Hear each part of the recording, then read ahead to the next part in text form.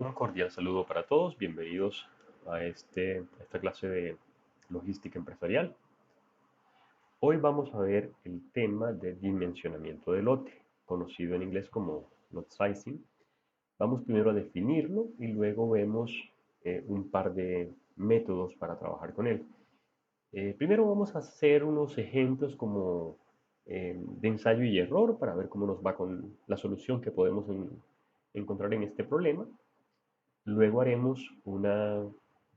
aplicaremos el método Wagner-Witting, el cual arroja la solución óptima bajo ciertas condiciones, pero es un poquito enredado. Y por último haremos la heurística Silvermill, que es más sencilla, pero pues no garantiza encontrar el óptimo.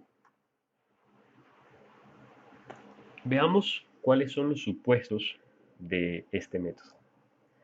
Ustedes recuerdan cuando vimos el EOQ, el tema de tamaño económico de lote o pedido, y dijimos que a lo largo del semestre íbamos a empezar a quitar algunos supuestos. Por ejemplo, para este tema nosotros vamos a asumir que la demanda de un periodo cualquiera J es conocida. Antes habíamos dicho que era conocida y además era constante. Ya vamos a ver que la demanda va a variar de periodo a periodo, pero sí sabemos cuánto va a ser. Tenemos que el producto es recibido al inicio de cada periodo. Es decir, que si yo pido 5 unidades para este periodo, pues ellas van a llegar al inicio del periodo. Digamos que el tiempo de espera es insignificante. Ese sí se conserva muy parecido al EOQ, a los supuestos del EOQ. El costo por unidad de producto no cambia, no depende de la cantidad. La inflación se asume insignificante. El producto es tratado de manera independiente de otros, aunque se puede hablar también de reaprovisionamiento conjunto, no es, ese tema no lo vamos a tratar. El tiempo de espera es conocido y constante. Bueno, esto, como dije, es en el caso con el que vamos a trabajar, vamos a asumir que es insignificante. Pero también funciona, y todo esto funciona cuando el tiempo de espera no es insignificante, sino que tiene un valor. Por ejemplo, si es un día, pues usted sabe que debe hacer el pedido el día anterior. Igual usted conoce cuánto va a ser la demanda. O si es 3 días, pues usted hace el pedido 3 días antes de necesitar el producto. No hay envíos parciales. Todo el producto se envía, o todo lo que usted pida se envía al mismo tiempo. Y el costo de inventario se aplica al producto que queda como inventario final de un periodo. Es decir, que si a usted le llegan 5 unidades en un periodo y se gasta 3 unidades, esas 3 unidades que usted consumió no le generan ningún costo de inventario, sino las dos que quedaron de un periodo para el siguiente. Vamos a trabajar este ejemplo. Dada una empresa que conoce la demanda que va a tener por un producto en particular durante todo el siguiente año. Esa demanda es conocida. Dado que la empresa sabe que hacer un pedido, el costo de hacer un pedido es 25 unidades monetarias, que el costo de inventario por mes equivale a 0.05 unidades monetarias por periodo, y el costo o el precio de una unidad de producto es igual a 4. Entonces vamos a hacer los tamaños de lote a producir usando cada una de las siguientes estrategias. La primera que vamos a utilizar es, vamos a ordenar, cada vez que vayamos a ordenar, se va a ordenar lo suficiente para cubrir la demanda de 3 meses. Es decir, primero vamos a cubrir estos 3 meses. Eso se pide en el primer periodo. Sería entonces 110 más 40 me da 150, más 20 sería 170. ¿Sí? Luego para estos 3 meses, luego para estos 3 meses y por último para estos 3 meses. Todo esto obviamente se ordena aquí. En este caso sería 120 más 60 me da 180, más 30 sería 210. Luego, en el periodo 7, se piden 20 más 50, perdón, 20 más 30 es 50, más 80, eso me da 130. Y en octubre se pide lo suficiente para cubrir octubre, noviembre y diciembre. Entonces esto sería 250 o 290 unidades. Vamos a representar el problema en esta tabla. Tenemos aquí el consecutivo de cada periodo, luego la demanda respectiva del periodo. Esta fila corresponde al inventario al final del periodo anterior, que aquí solamente nos interesa realmente en el periodo 1, en el periodo inicial, cuánto era la demanda, el inventario inicial.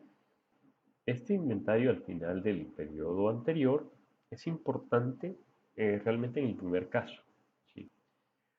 Es posible que nosotros pudiéramos trabajar solamente con este inventario al final del periodo anterior, pero entonces tendríamos que incluir un periodo adicional acá para poder contar las unidades al final del periodo 12. Pero bueno, trabajemos por ahora con este valor, que es el único que necesitamos. Realmente aquí podríamos dejar estos otros en blanco, no tendríamos que calcularlos, porque aquí necesitamos es, bueno, la siguiente fila es el número de unidades producidas o ordenadas en el periodo. Y por último tenemos el inventario al final de ese periodo. Ese inventario al final de ese periodo, sería I sub t, es igual al inventario que se tenía al final del periodo anterior más las unidades producidas en el periodo anterior, perdón, en ese periodo, menos las unidades demandadas en ese periodo. Entonces, este es el valor que tienen estos valores o estas celdas de aquí. Calculemos ahora cuál sería el costo de implementar la estrategia del ejemplo, que como dijimos es producir lo suficiente para cubrir 3 meses. Significa que en enero se va a cubrir enero, febrero y marzo. Eso da 170 unidades. Luego en abril se produce o se ordena lo suficiente para cubrir abril, mayo y junio. También en julio, para julio, agosto y septiembre.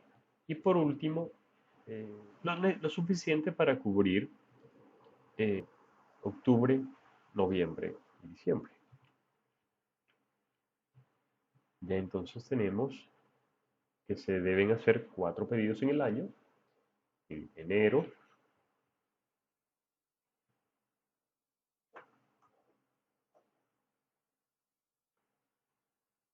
en enero,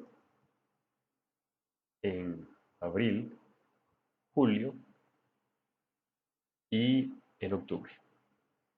Son 4 pedidos, cada pedido tiene un valor de 25, eso nos da 100. La suma de las unidades en inventario, el total de eso es 780.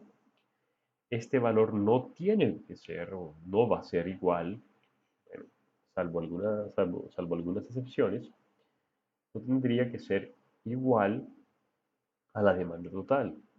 Porque mire que estas unidades, estas 110 unidades que son demandadas en el periodo 3, se han contado 2 veces.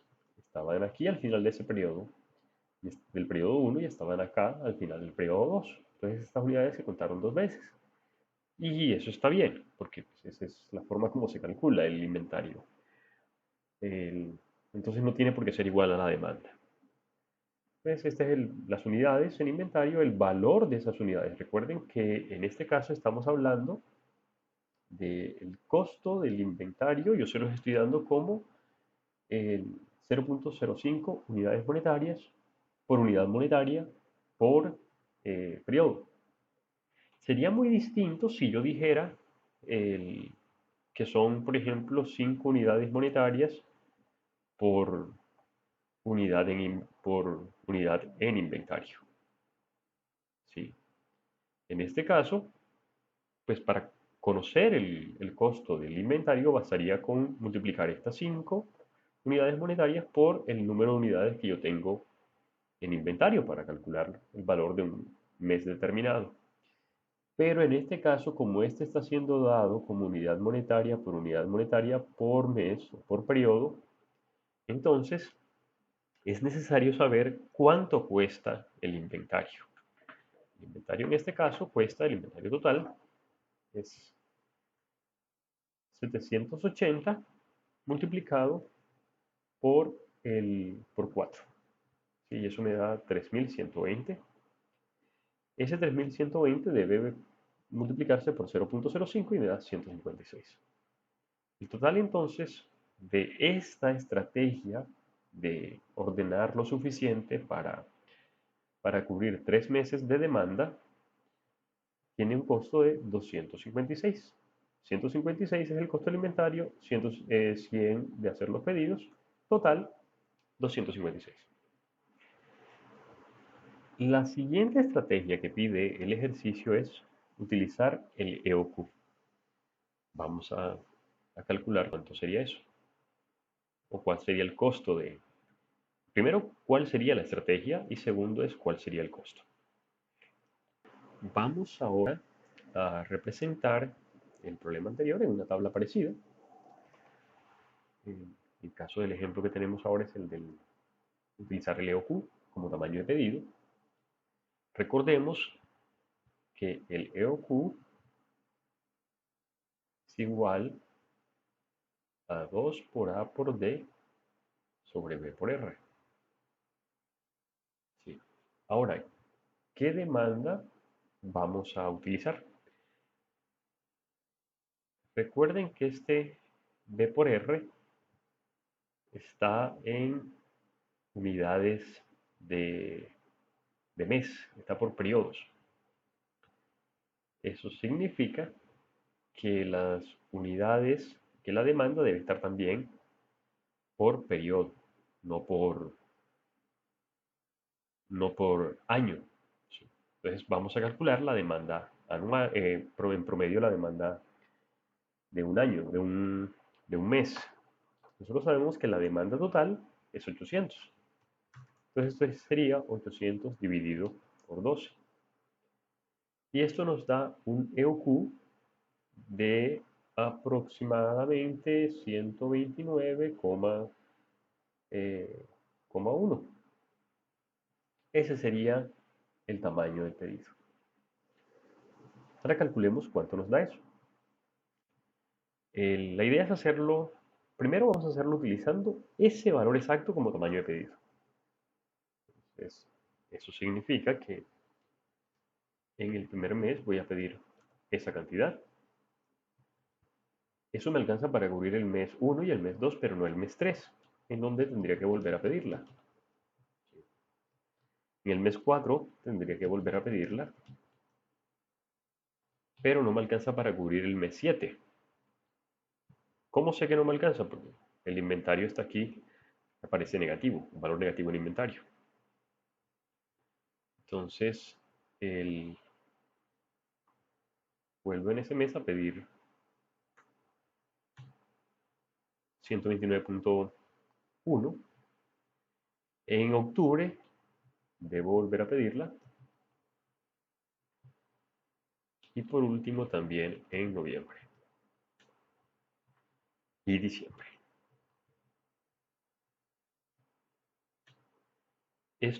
Mire el problema que esto me genera. Y es que al final voy a tener un valor, voy a tener un valor positivo en el inventario al final del periodo. Realmente nadie, el ejercicio no dice que ese valor no debe quedar allí. ¿Sí? Por lo que es difícil saber si debe aparecer o no. Porque la regla que nos da es utilice el EOQ. Y este es el EOQ. Solamente para prevenir algún malentendido vamos a presentar las dos versiones. La primera versión es dejando este inventario final 0. Para ello vamos a cambiar la cantidad que se va a pedir en el último periodo. ¿Y cómo sabemos cuánto debe pedirse? Pues calculemos cuántas veces al año en promedio debo pedir el inventario, el EOQ. Y eso lo logro dividiendo 800 entre el tamaño del pedido. Eso me da que deben ser 6 veces y un poquito. 6.19 veces. 1, 2, 3, 4, 5, 6. Y este último debe ser solamente una fracción del EOQ. Para cubrir solamente el EOQ. Perdón, la demanda total. Entonces calcularemos esto como el valor del EOQ multiplicado por esa fracción que estoy cubriendo, que sería 6 menos, perdón, esto menos 6.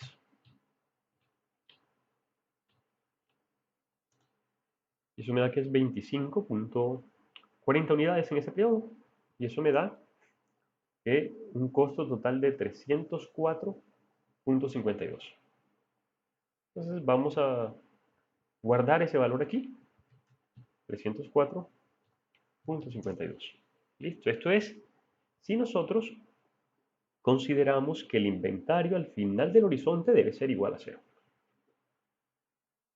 Como nosotros no hemos hablado, eso no se dijo, pues vamos a calcular las dos versiones. Con ese inventario igual a 0 y la otra es cumpliendo estrictamente el tamaño del pedido. El tamaño del pedido dice el ejercicio que debe ser igual a Leo. Y este nos da un valor superior, obviamente, porque cuando dijimos que el inventario final era igual a 0, pues no estábamos calculando ese costo al final del inventario. Entonces aquí están las dos versiones, los dos valores. ¿Sí? Dependiendo de lo que suceda después de este periodo, puede ser mejor este que este. ¿Sí?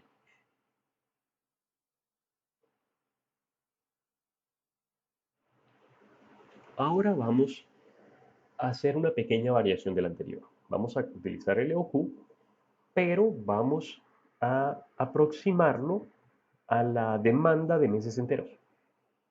Por ejemplo, miremos este. ¿Sí? El EOQ nos dio 129. Entonces, si nosotros sumamos estos dos valores, eso nos da 60. Si sumamos estos tres valores, eso nos va a dar 170. ¿Cuál de esos dos valores es más cercano a 129? ¿Sí? Que sería 170. Entonces utilizamos 170. Y así vamos evaluando para cada caso cómo aproximar el EOQ a esos valores enteros. Para hacer los cálculos de la, la producción o de los pedidos que se van a hacer en cada periodo, vamos a ayudarnos de esta tabla y de esta otra tabla que está acá. Aquí tenemos los mismos valores. En la primera fila tenemos el periodo, luego la demanda. Y luego vamos a identificar con un número igual a 1 si la demanda de ese periodo ya está satisfecha, o 0 de lo contrario. Y aquí tenemos la demanda acumulada de las demandas que aún faltan por satisfacer. En este caso tenemos todas las demandas acumuladas. ¿Sí? Bueno, en el primer caso, ¿sí? Partimos del periodo 1. Entonces, debemos saber cuál es el valor más cercano a, al EOQ. Entonces aquí tenemos 20 y tenemos 60. Pues obviamente 60 es más cercano. Pero entre 60 y 170, pues porque tenemos 20, porque yo necesito saber si voy a pedir en el periodo 1 lo suficiente para cubrir el periodo 1 o lo suficiente para cubrir el periodo 1 y el periodo 2. ¿Sí? Entonces, si la decisión es entre esos dos periodos, yo debo comparar 20 con 60. ¿Cuál es más cercano al EOQ? Pues es 60. Ahora, ya sabiendo que 60 es mejor, descarto entonces el primer valor, ese de 20. Ahora necesito saber si debo pedir lo suficiente para cubrir 1 y 2. Para ello necesitaría 60 unidades, la suma de estos dos, o 170, que es la suma de los primeros tres periodos. Entonces voy aquí, digo, listo, ¿cuánto debo cubrir? ¿Cuánto debo pedir? ¿60 o 170? Y obviamente, como dijimos previamente, es 170. Entonces, ya no tengo que comparar 170 con 290 porque es obvio que entre 170 y 290, 170 es más cercano a 129.1. Entonces ya eso me indica que debo pedir 170 en el primer periodo. Y mire que ya la demanda del periodo 1, el periodo 2 y el periodo 3, ya no tengo que preocuparme por ellas. ¿Sí? Ahora arrancamos aquí, en el periodo 4. El periodo 4 la demanda es 120. Es decir, yo debo decidir si en abril debo pedir lo suficiente para ese periodo, que es 120, o debo pedir lo suficiente para cubrir ese periodo y el siguiente, que me daría 180. ¿Cuál de estos dos valores es más cercano al EOQ? Pues no necesitamos hacer el cálculo, creo que para todos es evidente que 120 sería el valor más cercano. Entonces en el periodo 4 se piden 120 unidades. Sigue el periodo 5. ¿Sí? Ya el periodo 4, ya tengo el indicador aquí, ya no necesito preocuparme por la demanda de ese periodo, sino de ahí en adelante. Entonces en el periodo 5 está que la demanda de ese periodo es 60. Y si pido para el periodo 5 y para el periodo 6, entonces sería definir entre 60 y 90. Pues 90 es más cercano. Entonces ahora me toca verificar entre 90 y 110. Pues 110 es más cercano al EOQ. ¿Sí? Por último, entonces está entre 110 y 140. ¿Sí? Pues es obvio que es 140, pero si alguien tiene dudas, verifiquemos acá. El valor mínimo es 120, perdón, 110. Y acá tenemos 140. Aquí nos muestra que el pedido debe ser igual a 140. Entonces eso es para el periodo 5.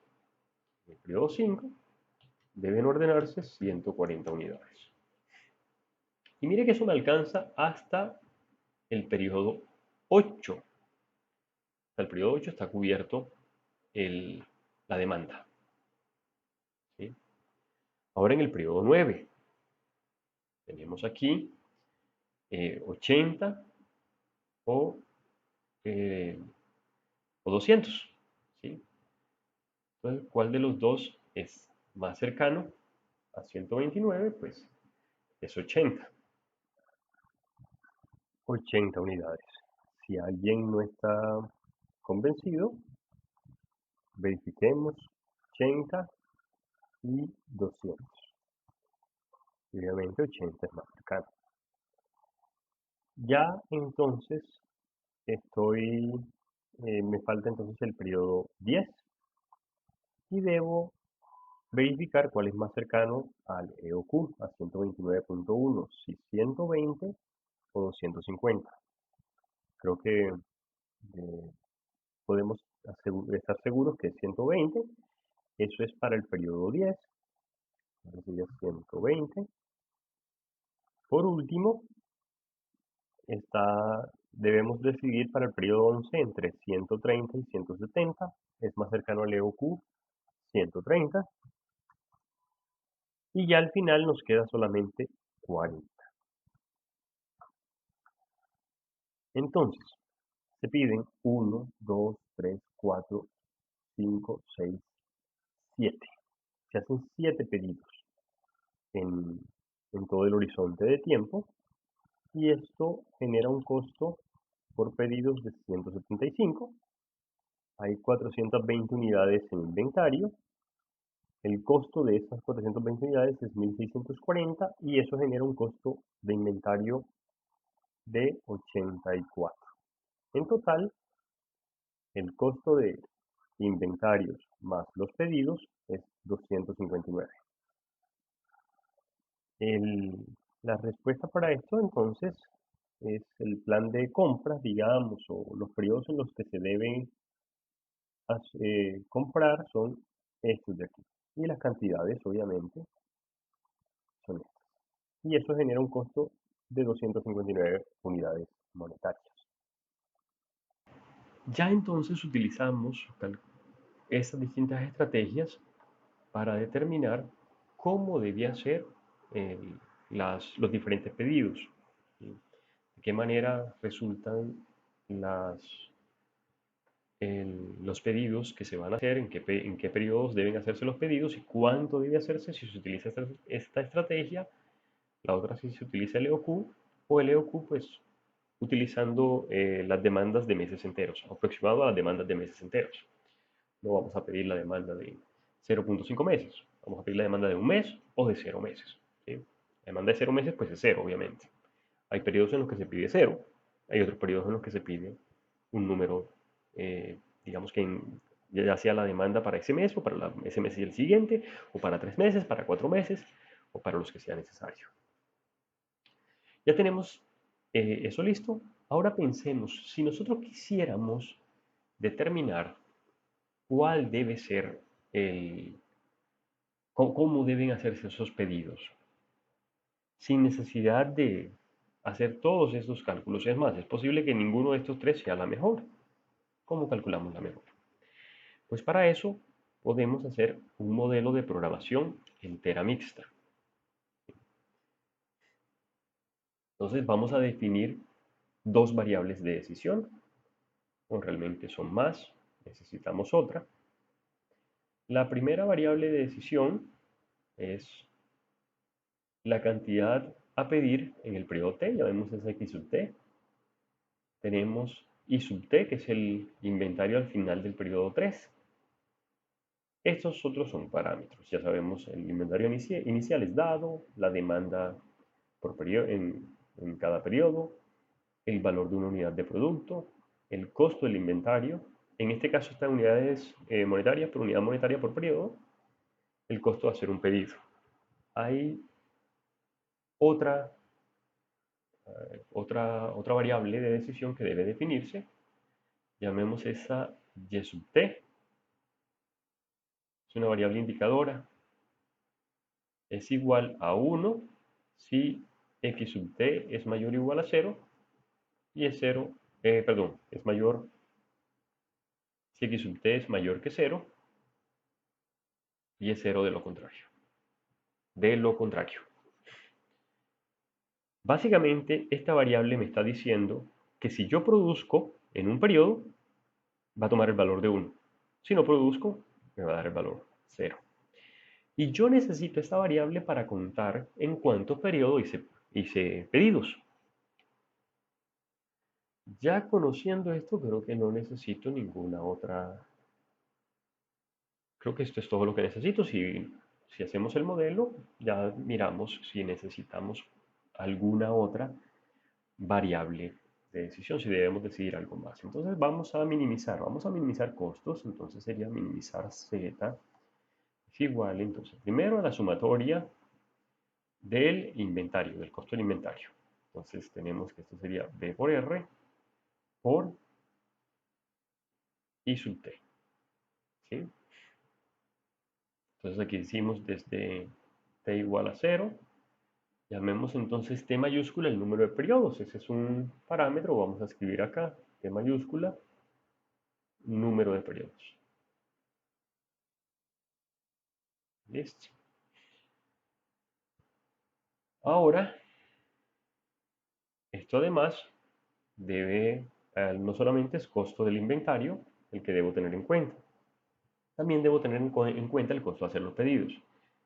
Esto sería A multiplicado por la sumatoria de y sub t, desde t igual a 0 hasta t. Y esto es sujeto a. Lo primero es que el inventario, en este caso el inventario en el periodo C es igual a 0.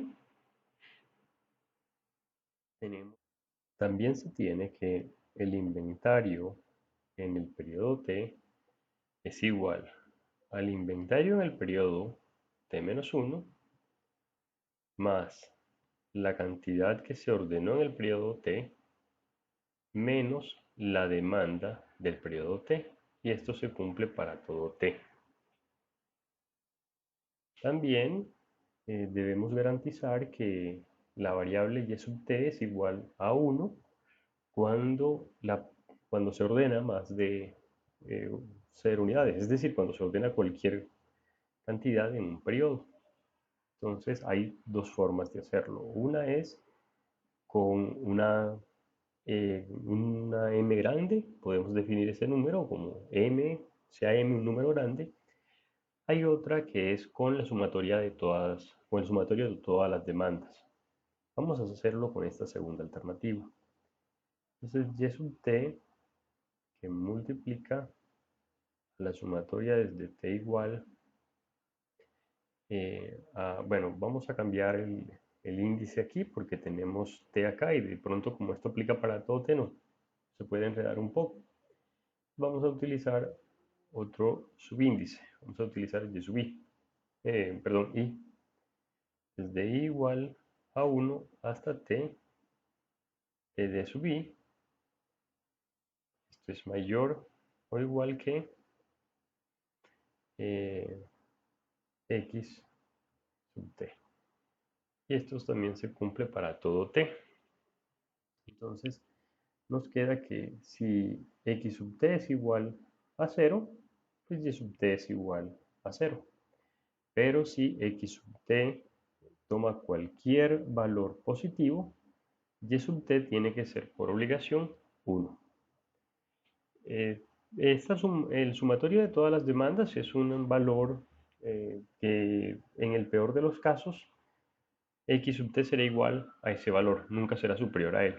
Entonces podemos utilizar este o simplemente podemos definir un número grande. Bueno, sabemos que x sub t, vamos a utilizar